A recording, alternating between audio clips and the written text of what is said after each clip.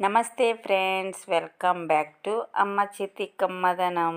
ఈరోజైతే mixed curry అంటే అన్ని కూరగాయలతో నేను ఈరోజు కర్రీ చేస్తున్నాను. దాంట్లో ఫ్రాన్స్ కూడా వేసాను. సూపర్ టేస్ట్ ఉంటుంది కర్రీ అయితే. మిక్స్డ్ కర్రీ చేయడం కోసం పొటాటోస్ తీసుకున్నాను. ములక్కాడ, టమోటో, ఉల్లిపాయ, పచ్చిమిర్చి, వంకాయ, అలాగే ఫ్రాన్స్, అలాగే కొబ్బరి తురుము కూడా వేస్తాను. చూడండి, ఇవన్నీ ఇలా పీసులుగా కట్ చేసుకోవాలి. వంకాయలు అయితే గుత్తి వంకాయలా కట్ చేసుకుంటాను. అలాగే టమోటాలు, ఉల్లిపాయలు, పచ్చిమిర్చి ఇవన్నీ కట్ చేశాను. కరివేపాకు, కొత్తిమీర. ఇప్పుడైతే కర్రీ చేసుకుందాం. స్టవ్ ఆన్ చేసుకుని కడాయి పెట్టుకుని 1 స్పూన్ ఆయిల్ వేసుకోవాలి. పులుసు కర్రీ కదా, కొంచెం తక్కువే వేసుకోవాలి. 1 ఆనియన్ సన్నగా కట్ చేసి వేసుకోవాలి. 2 పచ్చిమిర్చి కట్ చేసి వేసుకోవాలి. కొద్దిగా కరివేపాకుని వేసుకోవాలి. ఈ ఉల్లిపాయలన్నీ మంచిగా ఫ్రై చేసుకోవాలి.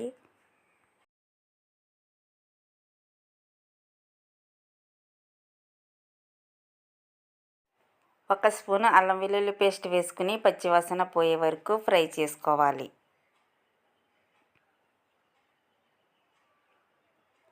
ఇప్పుడైతే ఫ్రాన్స్ వేసుకోవాలి. ఈ పచ్చి రొయ్యలు అయితే ఉప్పు, కారం, మసాలా అన్నీ కలిపేసాను అన్నమాట. ఈ పచ్చి రొయ్యలు వేసుకుని బాగా ఫ్రై చేసుకోవాలి.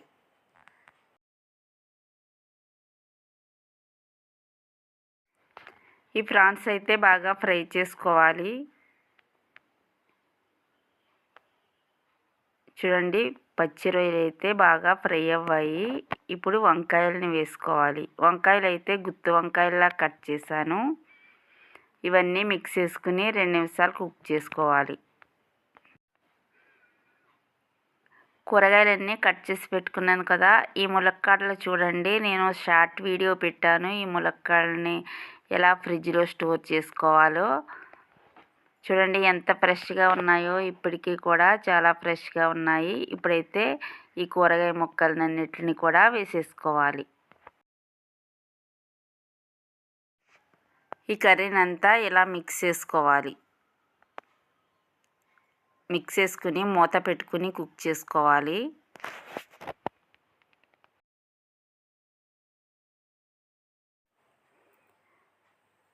ఇప్పుడైతే 1 స్పూన్ పసుపు వేసుకోవాలి. టేస్ట్కి తగినంత సాల్ట్ వేసుకోవాలి. 2-3 స్పూన్లు కారం వేసుకోవాలి.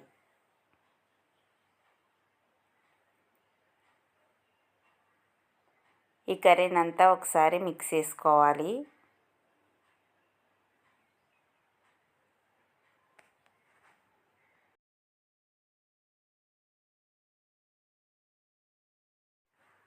కూరగాయ ముక్కలన్నీ కుక్ అయిన తర్వాత 1 గ్లాసు వాటర్ వేసుకోవాలి.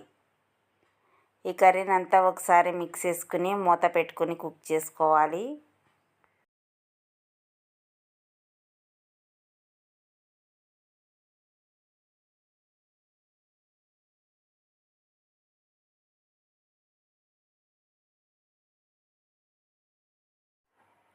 కర్రీ అయితే ఒకసారి మిక్స్ చేసుకోవాలి. ఇప్పుడైతే 1 స్పూన్ పచ్చి కొబ్బరి తురుము వేసుకోవాలి. కొబ్బరి తురుము వేసుకుంటే ఈ కర్రీలో చాలా బాగుంటుంది.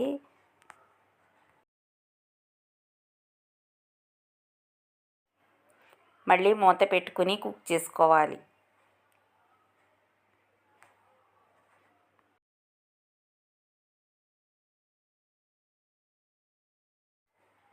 కర్రీ అయితే ఇలా కుక్ అయిన తర్వాత కొద్దిగా చింతపండు రసం వేసుకోవాలి.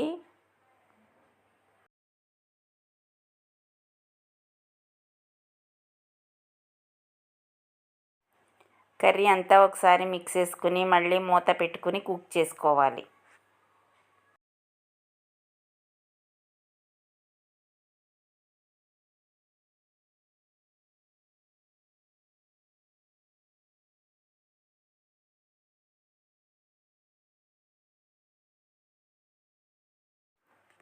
ఇప్పుడైతే 1 స్పూన్ మసాలా పొడి వేసుకోవాలి. కర్రీ మిక్స్ చేసుకుని 2 నిమిషాల పాటు కుక్ చేసుకోవాలి. చూడండి, కర్రీ అయితే రెడీ అయింది. టేస్ట్ అయితే చాలా చాలా బాగుంటుంది కర్రీ అయితే.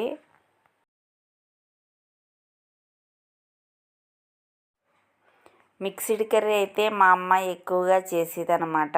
మా చిన్నప్పుడు కూరగాయలు తక్కువగా ఉన్నప్పుడు కొన్ని కొన్ని కూరగాయలు ఉంటాయి కదా, అలా కొన్ని కొన్ని కూరగాయలు ఉన్నప్పుడు ఇలా అన్నీ కలిపేసుకుని కర్రీ చేసుకుంటే టేస్ట్ అయితే చాలా చాలా బాగుంటుంది. మా అమ్మ అయితే మా చిన్నప్పుడు ఇలాగే ఉండేదన్నమాట. టేస్ట్ చాలా బాగుండేది.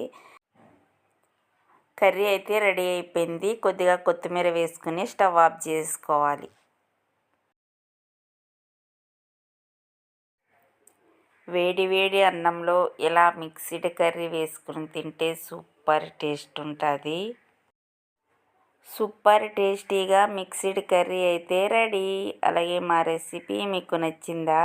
నచ్చినట్లయితే అమ్మ చేతి కమ్మదనం ఛానల్కి సబ్స్క్రైబ్ చేసుకోండి.